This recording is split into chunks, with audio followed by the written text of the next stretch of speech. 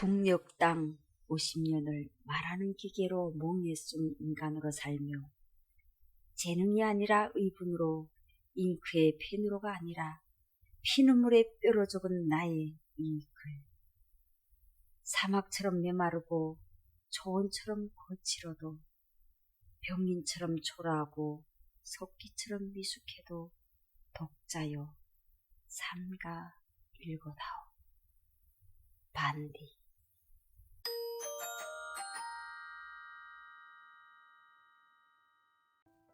상기. 나는 그날 자네에게 줘 되돌려받았던 빈약 봉투를 호수머니 속에 그냥 그러진 채로 끝내 창가를 뛰쳐나가고야 말았네. 어머님의 분묘로 개마련 기술구로 일나갈 시간이 다 된 것도 있고 저녁 늦도록까지 어디로 어떻게 헤매었는지는 나 자신도 지금 다 기억할 수가 없어. 집에 들어오니 아내가 평시나 조금도 다름없이 반기며 밥상에서 덮어놓은 신문장을 벗겨놓던 일이며 뜨적뜨적 내 수저가 가다는 음식 그릇마다 더 바로 내 앞으로 내놔주곤 하던 일만이 기억날 뿐이네. 말하자면 나는 그날부터 아내를 뜯어보기 시작했지만 나에 대한 아내의 따뜻한 정은 구태의연하기만 했다 그 말이네. 타고난 인정미가 흐르는 수줍은 듯한 그 눈빛으로부터 항상 부드럽기만 한 눈동자이며 조용한 목소리 이르기까지 일거수일투족이 다 말이네. 오히려 그 모든 것은 나를 따라 소연해지는 것이 아니라 점점 더 짙어지기만 했네. 그럴수록 나의 번뇌는 나날이 더해가기만 했지. 한데 의심이 의심을 낳는다고 한 번은 내게 별난 말이 들려오질 않겠나. 3층 1호 집에서는 아침마다 두벌밥을 짓는지 이른 아침에 한 차례, 늦은 아침에 또 한 차례 꼭꼭 2번씩 연기가 오른다는 말이네. 아파트 생활에서 근거 없는 말은 조만간 나지 않는다는 것을 알고 있었지만 나는 그 말을 그저 스쳐버리고 말았었지. 아낙니들이 쓸데없는 말밥에까지 아내를 껴놓고 보고 싶지 않아서였지. 그런데 그로부터 며칠 후였네. 나는 아침 첫 시간부터 용접 작업이 제기되어 온 공장 마을이 한눈에 굽어 보이는 상하차 직장 100톤 기준기 발 꼭대기에 올라앉게 되었네. 그런데 아니나 다를까 내가 아침 식사를 치르고 나온 우리 집 굴뚝에서 두벌 연기가 솟아오르고 있는 것이 아니었겠나. 이미 입동도 지나 날씨가 찰 때였지만 용접 부위의 안전성을 확인한다는 핑계를 꾸며대며 나는 다음날도 또 다음날도 기준기 팔에 올라갔네.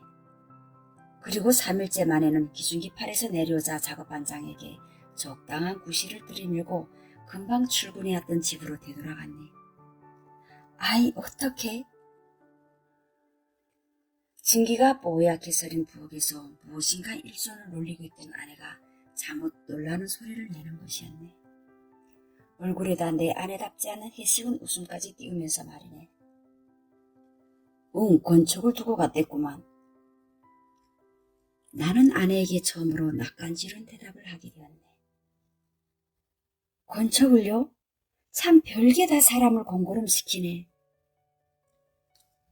아내는 공장에서 수고로이 되돌아오게 된 것이 마치 자기이기나 한 것처럼 분염을 하며 냉큼 권총이 있는 방으로 올라가는 것이었네.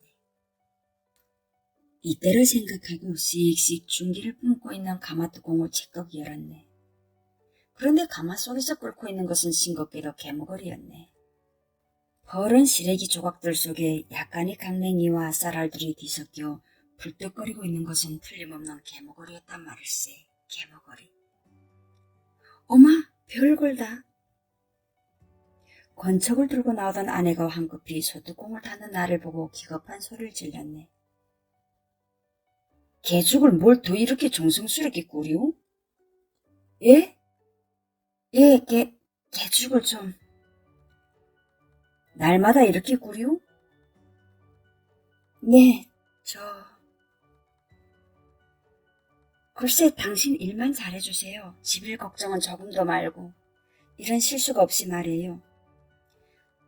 아내가 내 손에 권총을 꼭 쥐어주며 당부하는 말이었네.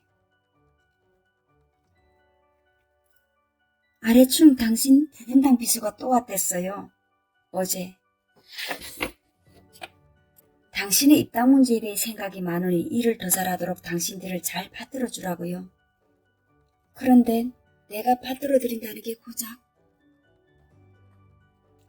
아내는 갑자기 아랫 입술을 꽉 감춰무는데 말 못할 가슴속 아픈 사연이 일시에 눈물로 터져 나오기라도 한 듯 두 눈 가득 눈물이 시글거리는 것이었네. 아내는 그런 얼굴을 픽 돌려댔지만 나는 나대로 그 이상 더 낯을 들어 아내를 바라볼 수가 없었네. 그날 한 번도 쓸 일이 없었던 권총은 호주머니가 아니라 온종일 내 명치 끝에 괴롭게 매달려 있었네. 그런데 이상한 것은 그날부터 나의 마음이 조금씩 풀리기 시작한 것이었네. 졸렬한 일로 아내의 뒤를 밟았다는 양심의 자책도 자책이었지만 아내가 그 무슨 다른 이유로 해서 피임약을 쓰고 있었을지도 모른다는 타협심이 가슴 한구석에 싹트기 시작한 때문이었네.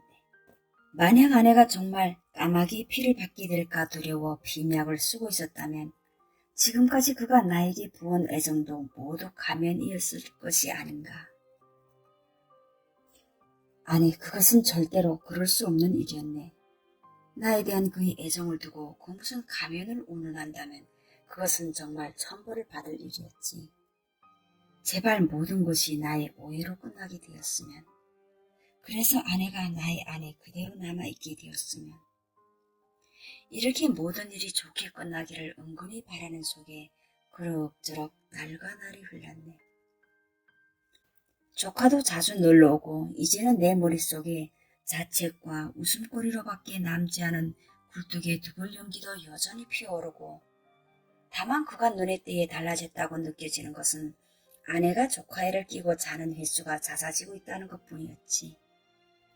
이전엔 안 그랬는데 내가 반미리 제기되어 나갈 때면 조카 없이는 못 잘 줄로 아는 아내가 되어버렸으니 말이네.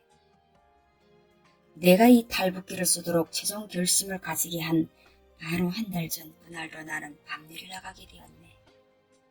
아내는 저녁밥을 치르고 나서는 나에게 신신당부했네. 가는 길에 형네 집에 들려 조카애를 꼭 보내달라고.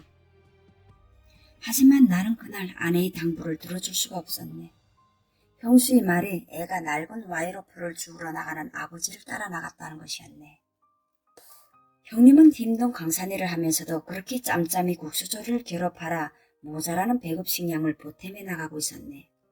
그런데 그날따라 나의 밤일이 예상보다 빨리 끝나게 되었네. 내가 일하는 기술혁신 작업반에서는 어쩌다 돌발 작업이 제기될 때에만 하게 되는 밤일이어서 그렇게 빨리 끝나게 되는 경우도 종종 있었지. 못 들어준 아내의 당부도 있고 해서 나의 발걸음은 점점 빨라졌네. 자성이 금방지난 아파트 골목은 고요했네. 나는 한 걸음에 두 계단씩 층계를 디디며 올라갔네. 그렇게 우리 부분당 비선이가 사는 2층 층계도 지나 3층에 우리 집 문손잡이를 지었네. 문틈에서 아직 불빛이 새어나고 있었네. 상기 안 잤댔나? 조카이가 안 와. 허전했던 모양이지. 하며 문을 당기려는데 깜빡하고 문틈에 불빛이 죽어버렸네. 이제 자려는 모양이군 마침. 나는 문을 당겼네. 안으로 걸려있었네. 노크를 했네. 응답이 없었네. 나야 나 하며 문을 다시 두드리려는데 반짝하고 문틈의 불빛이 되살아났네. 부엌과 통하는 방문 여는 소리가 피뜩 들린 것 같았네. 그런데도 안에서는 인기척이 없네. 아, 나라는데 나. 그제서야 네 하는 아내의 목소리에 이어 문이 열렸네. 여태 앉았댔나? 네, 뭘 좀 하느라고요. 상기. 그런데 그때 내가 들어서는 문짝대에 검은 그림자가 붙어서 있으리라고 어찌 상상이나 하였겠나. 아내가 무엇인가 방안을 수습하는 동안 나는 무심히 작업복을 벗기 시작했네. 이때였네. 밖에서 분명 출입문 여닫는 소리 같은 것이 들려왔네. 나는 본능적으로 와닥닥 뒤쫓아 나갔네. 조심스러우나 익숙하게 계단을 뛰어내리는 소리가 들렸네. 따라 뛰었네. 그러다 문득 서버렸지. 순간 오만 가지 생각이 머릿속을 흘렀다네. 그렇다면 구태여 따라잡을 필요가 뭐야? 하며 돌따서 층기를 오르는 나의 몸뚱이에서는 피가 거꾸로 뛰기 시작했네. 일이 이쯤 되었으면 아내도 사색이 되었으려만 나는 그의 얼굴을 볼 수가 없었네. 그가 방구석에 얼굴을 들어박고 쓰러져 흐득거리고 있었기 때문이었지. 그쳐! 나는 방 한가운데에 말뚝처럼 버티고 서서 대번에 소리를 질렀네. 민혁 삼촌. 아내가 무릎 꿇이로 일어나 앉으며 눈물주머니가 된 얼굴로 나를 올려다보았네. 지금까지는 아내가 조카 이름을 빌려 나를 민혁 삼촌이라고 부르는 것이 무난히 들렸지만 그 순간만은 아내가 정말 나를 딴 사람으로 치부하며 그렇게 부르는 것만 같았네. 그래, 이제부터는 내게서 정말 민혁 삼촌이 되고 말았네. 남편이 아닌. 민혁 삼촌, 그런 게 아니에요. 그만해! 나는 가파오르는 숨을 씩씩거리며 제 꼬지 뒷구석을 와락 들쳤네. 지금까지 그곳에 틀어박아두었던 비임약 봉투를 꺼내어 아내의 면전에다가 돌려미쳤네. 이성을 잃을 지경이었지. 이래도 그런 게 아니야? 왜? 혼일종을 낳을까봐 두려워서? 어느 놈이야? 누구냐 말이야? 못 되겠어? 나는 와락 아내의 연약한 어깨를 움켜 일으켰네. 그러자 아내는 두 손으로 내 팔을 꽉 부둥켜 안으며 오열에 끓는 소리로 부르짖기 시작했네. 안 돼요. 안 돼요. 당신이 그 사람 알아서는 안 돼요. 안 돼요.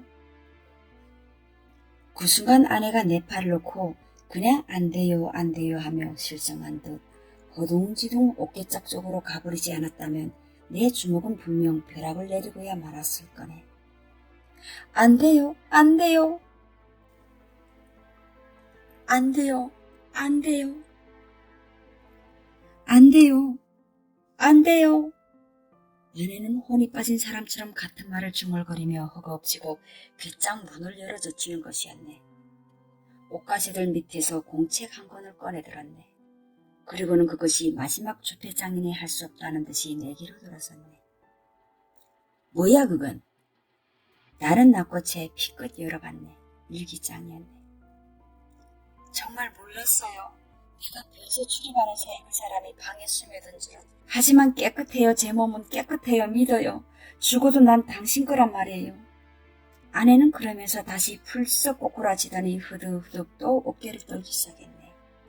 내는 그때야 알아보았네. 아내의 흩어진 머리칼이며 단추가 떨어져 나간 우도새 앞자락 등을 말이네. 그것들은 분명 필사의 힘을 다한 항전의 흔적이었네. 거꾸로 뛰던 피가 좀 잦아드는 듯했네. 순간 안 돼요. 당신이 그 사람 알아선 안 돼요. 하던 아내의 부르짖음이 되살아오는 것과 함께 무언가 섬광 같은 것이 내 머릿속에서 번쩍했네. 내 눈은 갈피가 열려진 채로 손에 들려있는 일기장애로 빨려 들어갔네.